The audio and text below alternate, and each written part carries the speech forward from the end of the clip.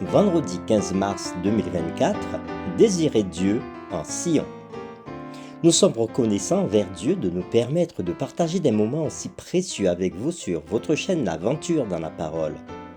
Une semaine s'achève et nous prions pour que Dieu continue à nous fortifier par sa parole et que ce que nous avons appris reste gravé dans nos cœurs. Notre communauté s'agrandit et c'est grâce à vous. Soyez vous aussi actifs avec nous pour répandre le message, en likant, en partageant le lien. Et si c'est la première fois que vous nous écoutez, nous vous invitons à vous abonner pour recevoir les notifications. Chaque semaine, nous vous proposons une nouvelle playlist pour ceux qui veulent écouter l'ensemble des 7 séquences hebdomadaires. Le texte à mémoriser de cette semaine que nous vous invitons à dire avec nous se trouve au psaume 84, le verset 2. Mon âme soupire et languit après les parvis de l'Éternel. Mon cœur et ma chair poussent des cris vers le Dieu vivant. Nous vous invitons à le redire une dernière fois avec nous, le psaume 84, le verset 2. Mon âme soupire et languit après les parvis de l'Éternel. Mon cœur et ma chair poussent des cris vers le Dieu vivant. Quelles sont les bénédictions que Dieu accorde à ses enfants dans son sanctuaire? En quoi la prière symbolique pour la paix de Jérusalem devrait-elle concerner les chrétiens d'aujourd'hui? Quels symboles forts sont contenus dans l'idée de Sion? Les séquences de cette semaine nous ont aidés à répondre à ces questions et nous avons commencé à le faire le samedi 9 mars en introduisant la série de cette semaine, Leçons tirées du passé. Puis le dimanche 10 mars, un jour dans tes parvis vaut mieux que 1000 ailleurs. Puis le lundi 11 mars, prier pour la paix de Jérusalem. Le mardi 12 mars, Sion, foyer de toutes les nations. Le mercredi 13, la sécurité et la paix de Sion. Le jeudi 14 mars, affermi comme le mont Sion. Et aujourd'hui, nous poursuivons avec des réflexions avancées. Nous vous invitons à lire avec nous Ésaïe chapitre 40 et à considérer chaque pensée de ce texte. Consolez, consolez mon peuple, dit votre Dieu. Parlez au cœur de Jérusalem et criez-lui que sa servitude est finie, que son iniquité est expiée, qu'elle a reçu de la main de l'Éternel au double de tous ses péchés. Une voix crie, préparez au désert le chemin de l'Éternel, aplanissez dans les lieux arides une route pour notre Dieu. Que toute vallée soit exaucée, que toute montagne et toute colline soient abaissées, que les coteaux se changent en plaine, et les défilés étroits en vallons. Alors la gloire de l'Éternel sera révélée, et au même instant toute chair la verra, car la bouche de l'Éternel a parlé. Une voix dit, crie, et il répond, que crierai-je?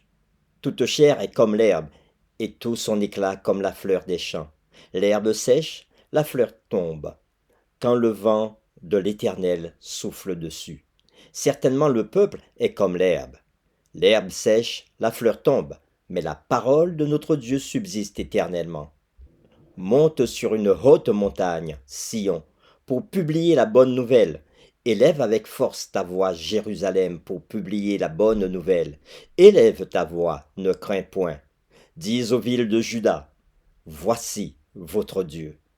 Voici le Seigneur, l'Éternel vient avec puissance, et de son bras il commande. Voici le salaire avec lui, et les rétributions le précèdent. Comme un berger, il paîtra son troupeau, il prendra les agneaux dans ses bras, et les portera dans son sein. Il conduira les brebis qui allaitent. Qui a mesuré les eaux dans le creux de sa main, pris les dimensions des cieux avec la pomme, et ramassé la poussière de la terre dans un tiers de mesure? Qui a pesé les montagnes au crochet et les collines à la balance? Qui a sondé l'esprit de l'Éternel? Qui l'a éclairé de ses conseils? Avec qui a-t-il délibéré pour en recevoir de l'instruction? Qui lui a appris le sentier de la justice? Qui lui a enseigné la sagesse et fait connaître le chemin de l'intelligence? Voici les nations sont comme une goutte d'un seau. Elles sont comme de la poussière sur une balance. Voici les îles sont comme une fine poussière qui s'envole. Le Liban ne suffit pas pour le feu. et ses animaux ne suffisent pas pour l'Holocauste. Toutes les nations sont devant lui comme un rien. Elles ne sont pour lui que néant et vanité. À qui voulez-vous comparer Dieu? À quelle image ferez-vous son égal? C'est un ouvrier qui fond l'idole. C'est un orfèvre qui la couvre d'or, et y soude des chaînettes d'argent. Celui que la pauvreté oblige à donner peu, choisit un bois qui résiste à la vermoulure.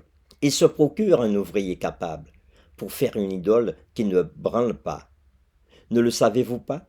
Ne l'avez-vous pas appris? Ne vous l'a-t-on pas fait connaître dès le commencement? N'avez-vous jamais réfléchi à la fondation de la terre? C'est lui qui est assis au-dessus du cercle de la terre, et ceux qui l'habitent sont comme des sauterelles. Il étend les cieux comme une étoffe légère. Il les déploie comme une tente pour en faire sa demeure. C'est lui qui réduit les princes au néant et qui fait des juges de la terre une vanité. Ils ne sont pas même plantés, pas même semés. Leur tronc n'a pas même de racines en terre. Il souffle sur eux et ils se dessèchent, et un tourbillon les emporte comme le chaume. À qui me comparerez-vous pour que je lui ressemble? Dit le saint. Levez vos yeux en haut et regardez. Qui a créé ces choses? Qui fait marcher en ordre leur armée? Il les appelle toutes par leur nom. Par son grand pouvoir et par sa force puissante, il n'en est pas une qui fasse défaut. Pourquoi dis-tu Jacob? Pourquoi dis-tu Israël? Ma destinée est cachée devant l'Éternel. Mon droit passe inaperçu devant mon Dieu. Ne le sais-tu pas? Ne l'as-tu pas appris? C'est le Dieu d'éternité, l'Éternel qui a créé les extrémités de la terre. Il ne se fatigue point, il ne se lasse point. On ne peut sonder son intelligence. Il donne de la force à celui qui est fatigué, et il augmente la vigueur de celui qui tombe en défaillance. Les adolescents se fatiguent et se lassent, et les jeunes hommes chancellent. Mais ceux qui se confient en l'Éternel renouvellent leur force. Ils prennent le vol comme les aigles, ils courent et ne se lassent point, ils marchent et ne se fatiguent point.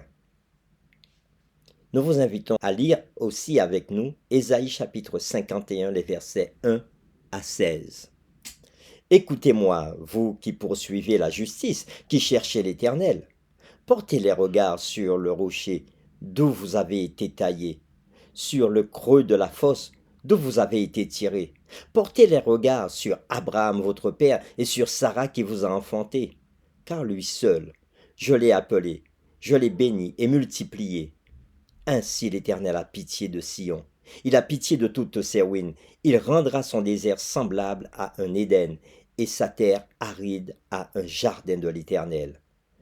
La joie et l'allégresse se trouveront au milieu d'elle, les actions de grâce et le chant des cantiques. Mon peuple, sois attentif, ma nation, prête-moi l'oreille, car la loi sortira de moi, et j'établirai ma loi pour être la lumière des peuples. Ma justice est proche, mon salut va paraître, et mes bras jugeront les peuples. Les îles espéreront en moi, elles se confieront en mon bras. Levez les yeux vers le ciel et regardez en bas sur la terre, car les cieux s'évanouiront comme une fumée, la terre tombera en lambeaux comme un vêtement, et ses habitants périront comme des mouches. Mais mon salut durera éternellement, et ma justice n'aura point de fin. Écoutez-moi, vous qui connaissez la justice, peuple qui a ma loi dans ton cœur. Ne craignez pas l'opprobre des hommes, et ne tremblez pas devant leurs outrages, car la teigne les dévorera comme un vêtement, et la gerce les rongera comme de la laine. Mais ma justice durera éternellement, mon salut s'étendra d'âge en âge. Réveille-toi, réveille-toi, réveille-toi de force, bras de l'Éternel. Réveille-toi comme au jour d'autrefois, dans les anciens âges. N'est-ce pas toi qui abattis l'Égypte, qui transperça le monstre? N'est-ce pas toi qui mis à sec la mer, les eaux du grand abîme, qui fraya dans les profondeurs de la mer un chemin pour le passage des rachetés? Ainsi les rachetés de l'Éternel tourneront, ils iront à Sion avec chant de triomphe, et une joie éternelle couronnera leur tête. L'allégresse et la joie s'approcheront, la douleur et les gémissements s'enfuiront. C'est moi qui vous console. Qui es-tu pour avoir peur de l'homme mortel et du Fils de l'homme pareil à l'herbe? Et tu oublieras l'Éternel qui t'a fait, qui a étendu les cieux et fondé la terre? Et tu tremblerais incessamment tous les jours devant la colère de l'oppresseur parce qu'il cherche à détruire? Où donc est la colère de l'oppresseur? Bientôt, celui qui est courbé sous les fers sera délivré. Il ne mourra pas dans la fosse, et son pain ne lui manquera pas. Je suis l'Éternel ton Dieu, qui soulève la mer et fait mugir ses flots. L'Éternel des armées est son nom. Je mets ma parole dans ta bouche.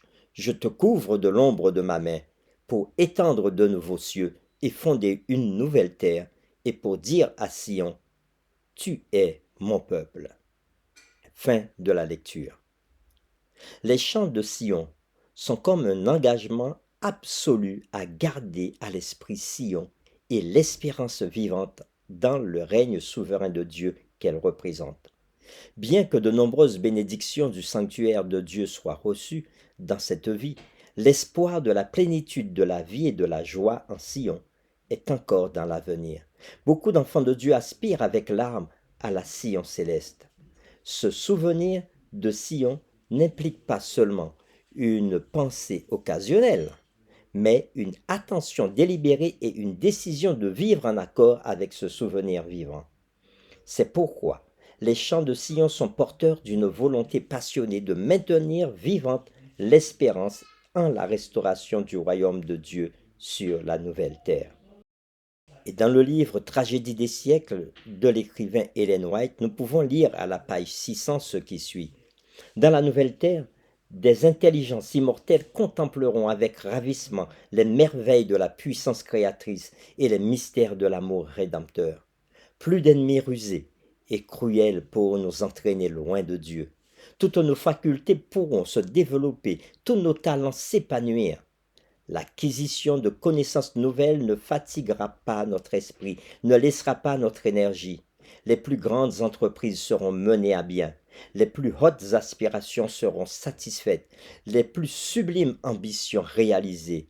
Et néanmoins, il y aura toujours de nouvelles hauteurs à gravir, de nouvelles merveilles à admirer, de nouvelles vérités à approfondir, mettant à réquisition toutes les facultés de l'esprit, de l'âme et du corps. Fin de citation. L'engagement de ne pas oublier Sion est une promesse implicite des pèlerins éternels qu'ils n'accepteront jamais ce monde comme leur patrie, mais qu'ils attendent de nouveaux cieux et une nouvelle terre. Aussi les psaumes de Sion peuvent être chantés par les croyants de toutes les générations qui aspirent à vivre dans la nouvelle Jérusalem. Les chants de Sion nous encouragent à anticiper le monde futur avec espoir, mais ils nous obligent également à être des agents de la grâce de Dieu dans ce monde présent. Pour terminer, voici quelques questions sur lesquelles nous vous invitons à échanger avec votre famille ou votre communauté de foi. La première question, comment appliquer à l'Église et aux croyants et à sa mission dans le monde les principes spirituels et théologiques centrés sur le peuple de Dieu à Sion, un lieu littéral à Jérusalem? Comment les croyants peuvent-ils demeurer dans le sanctuaire de Dieu aujourd'hui? Deuxième question, comment Sion deviendra-t-elle la ville de toutes les nations, comme l'envisage le psaume 87? On peut, pour répondre à cette question, s'aider avec les textes de Romains chapitre 5 verset 10, Éphésiens 2 verset 11 à 16 et Colossiens 1 verset 19 à 23. Et une autre question, que répondrez-vous à une personne qui souligne la réalité des méchants qui prospèrent dans ce monde alors que de nombreuses personnes souffrent? Qu'en dites-vous? Pourquoi est-il important de connaître que nous n'avons pas toutes les réponses et toutes les questions? Nous vous invitons à prier avec nous. Père éternel, nous te louons et te bénissons pour cette semaine d'études que tu viens de nous donner. Et nous te disons merci parce que tu nous as permis de considérer la ville de Jérusalem et Sion comme étant un symbole de la nouvelle Jérusalem. Oui, nous savons que tu nous promets que Jésus reviendra bientôt pour que nous puissions vivre avec lui pendant l'éternité dans cette nouvelle Jérusalem. Puisses-tu nous aider à comprendre tout le sens et tous les symboles qui sont contenus dans Sion et dans Jérusalem. Et bénis notre étude encore une fois de plus. Nous t'avons prié au nom de Jésus. Amen.